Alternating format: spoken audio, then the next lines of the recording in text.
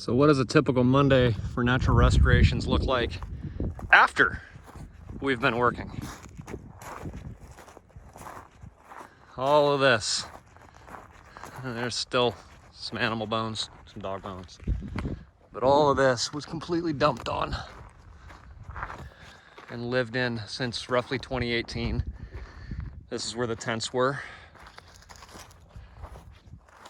Fire pit over there. Go back up here. All that other stuff that was piled up here is now gone.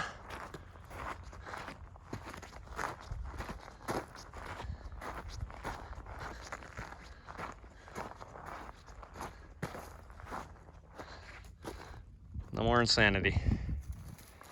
One more spot on the Tonto National Forest cleaned up. Had a great turnout today from the rangers and the recreation staff, and Robin from law enforcement. Had a really fun time cleaning this up, actually. But that's what our typical Monday ends with, is sites like this. We filled two 40-yard dumpsters today, cleaned up 9 sites that were abandoned homeless camps, or pretty much all illegal homeless camps out here, illegal camp spots. But 9 of them we cleaned up today that were all as bad as this one. Have a great rest of the week.